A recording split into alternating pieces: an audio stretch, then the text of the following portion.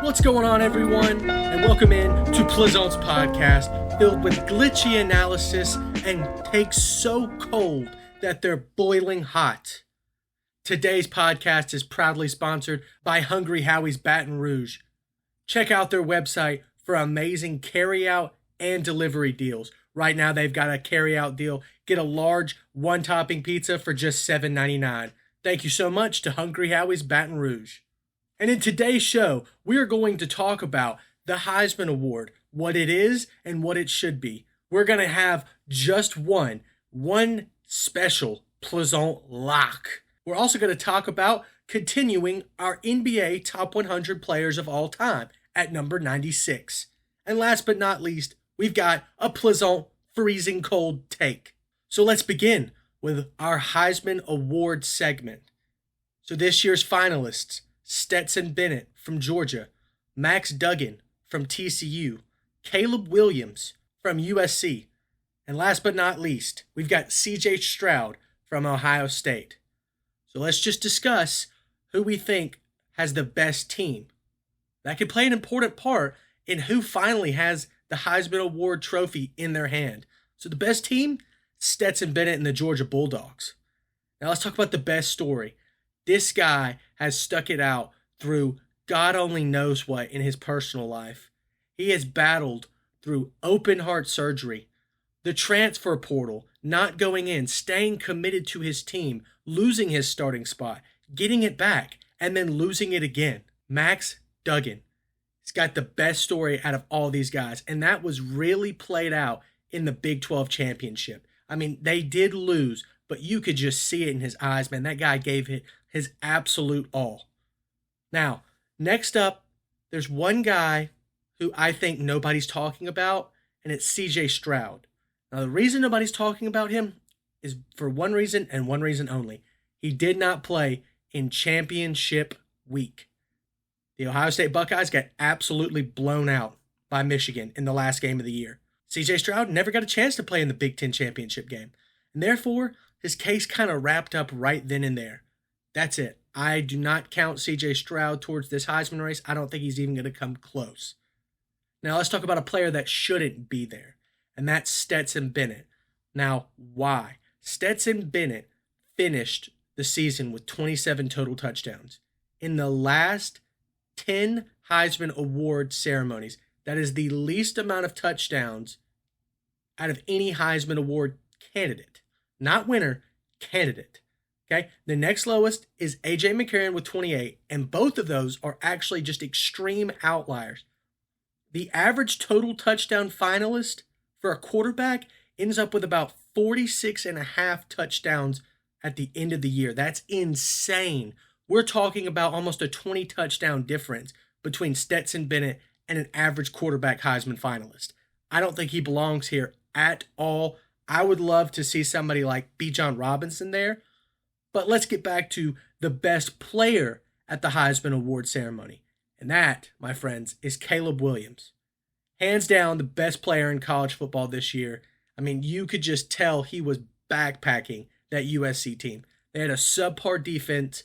His best receiver, Jordan Addison, was hurt for the majority of the year. But yet, this man only lost 2 games, and it was to the same team with a very high caliber offense. He went into Oregon State and was able to pull out a victory. He played up against DTR and UCLA and was able to escape with another victory in an all-time rivalry matchup there. Left it all out on the field at the Pac-12 championship game. Was playing with practically a torn hamstring and a shattered hand.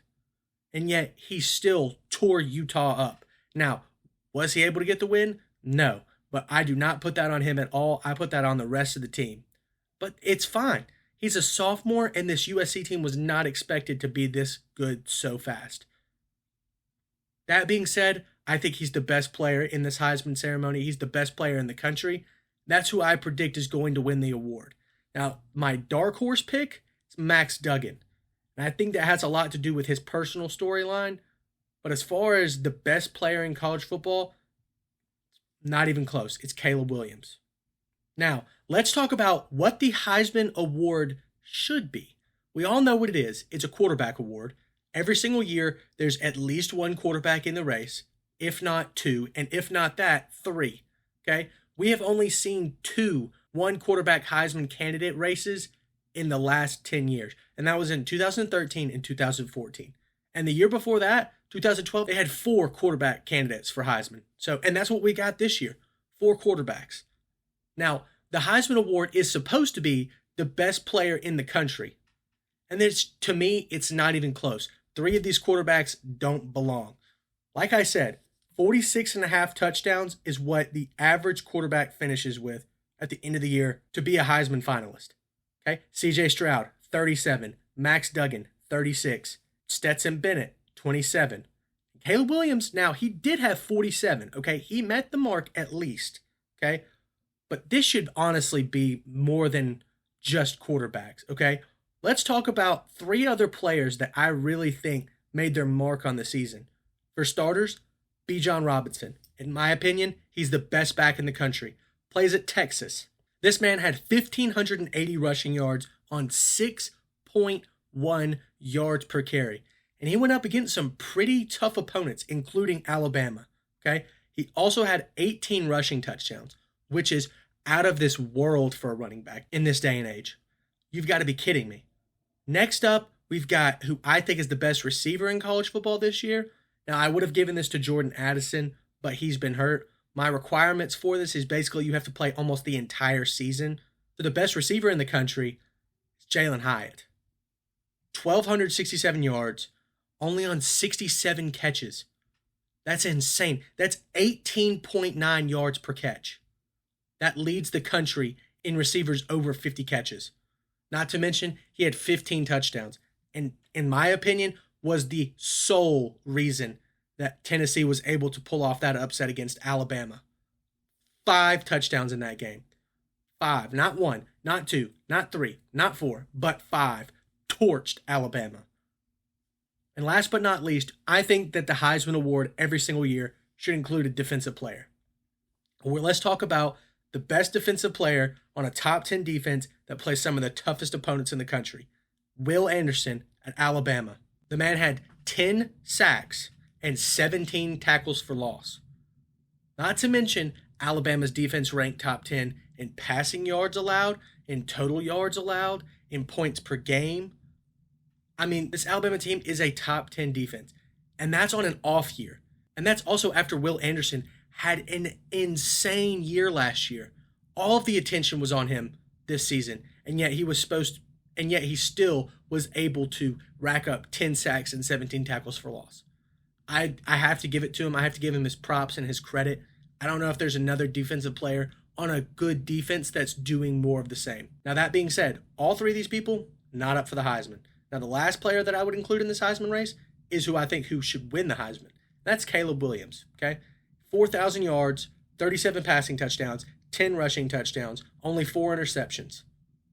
It's a pretty damn good stat. Not to mention, USC, coming out of nowhere, into the Pac-12 championship, only losing 2 games this year. Absolutely torched countless defenses. Only had 1 bad game, and that was against Oregon State, and they won. So you really can't knock him, okay? He put up 42 against Utah in their loss in the regular season. He put up 25, I know, in the Pac-12 championship game, but that game got so out of hand in the fourth quarter. So when we're talking about USC, we're talking about Caleb Williams, you have to put some respect on his name. Now, that being said, like I said, I think Caleb Williams should win it. I think he is going to win it. He's only a sophomore. It's really hard to follow up. I can't think of a single Heisman that has won it back-to-back years, especially being a sophomore. We just saw Bryce Young. Now, he would have been in the Heisman contention if he didn't get hurt, but like I said, it's really hard to follow up a Heisman season with another Heisman caliber season. So I think that Caleb Williams has that potential, but it's going to be really, really hard to do. And now, ladies and gentlemen, we are going to get into our next player in the NBA Top 100 list. Number 96, Tim Hardaway. The original Tim Hardaway. We're not talking about Junior. Tim Hardaway, 5-time All-Star, 1-time All-NBA first team, 3-time All-NBA second team. And this man is the founder of the legendary run TMC Golden State Warriors team with Chris Mullin and Mitch Richmond. All right? Now, he didn't win any championships, I know, but this is an iconic player who played on countless iconic teams. Okay, he played with the Miami Heat, played with the Warriors throughout the 90s. He never really had any legendary playoff matchups, but I put him on here because I think he's a top 15 point guard of all time. He's a dynamic scorer. He could shoot from outside late in his career. He was a great driver to the basket. And in a time where the NBA was very center-centric, that's phenomenal. He had a pretty good mid-range jumper. He knew how to dish the rock, and he played some pretty solid defense. I give Tim Hardaway this spot in my top 100 list, not just because of his stats, not just because of his accolades, but because of his swagger. This was one of the most confident point guards that played in the 1990s, and I don't think there were many who could match his style of play. So there we go. Tim Hardaway, top 100, number 96. And next up, we've got Plizont locks. All right, ladies and gentlemen, we are 27-10 on the year. We went 3-1 yesterday. It's not too shabby, but it's not too good either. We could do better. It's not perfect. Job's not done. Job's not finished. We only have one lock today. And that's because I'm not going to steer you wrong. We're going to be talking about the battle in the Rocky Mountains. Colorado versus Colorado State. We're not taking the spread. We're not taking the money line. We're taking over 139. I think this is one of the easiest overs in the books. Both teams averaging over 70 points a game. Colorado State, the last 3 years, ranks number 1 in shooting percentage over those 3 years. Absolute insanity. Colorado has the home court advantage. Colorado State, like I said, number 1 shooting percentage, and it travels. It travels well. They are shooting over 50% on the road. And this isn't really even a road game. They're traveling in-state. It's not that far of a drive. I don't even know if it was worth the flight. I think this game easily goes over 139. Look for this to be a shootout early. I'm expecting over 80 points in the first half. Book it. You can take it to the bank. I looked through every single game tonight, and that is the one that we are picking. Plizont is not responsible for losing locks. Please gamble responsibly. And now, ladies and gentlemen, last but certainly not least, we've got our Plizont's freezing cold takes. A take so cold, it's boiling hot. Today's take has to do with the news that broke this morning. Brittney Griner has been released from her Russian prison, and she is going to be returned to the United States in exchange for a Russian arms dealer.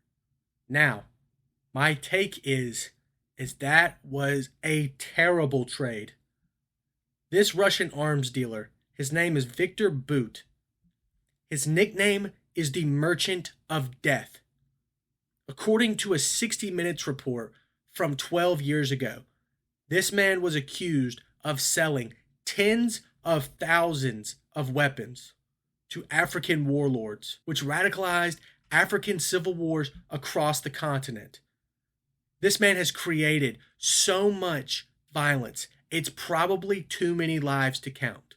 Now, I am extremely happy that Brittney Griner is on her way back to safe, free American soil. She deserves her freedom. What she was convicted of was completely and utterly wrong. That being said, we have given up an absolute horrendous war criminal and given him almost the same freedom that we have now ensured to Brittney Griner. Now, I am not attacking. I am not saying that Brittney Griner is not worth that amount, because you cannot place a value on a human life like that. However, the United States government failed Brittney Griner. The United States government failed the American people. And the United States government failed the world. And hundreds, if not thousands, of future lives are now at stake because of this. He is going to go sell weapons again, most likely. This man is a monster. It's not that we should not have made this trade. It's that now that this trade has been made, we now have to protect our allies and protect the innocent from letting this man cause harm to millions once more. And that is my freezing cold take. And that's going to conclude it for this episode of Plizont's podcast. Had a nice dark turn at the end. We are going to end it with a note of optimism and hope. We've got another episode coming out tomorrow, ladies and gentlemen. Thank you so much for tuning in, and we will see you all next time.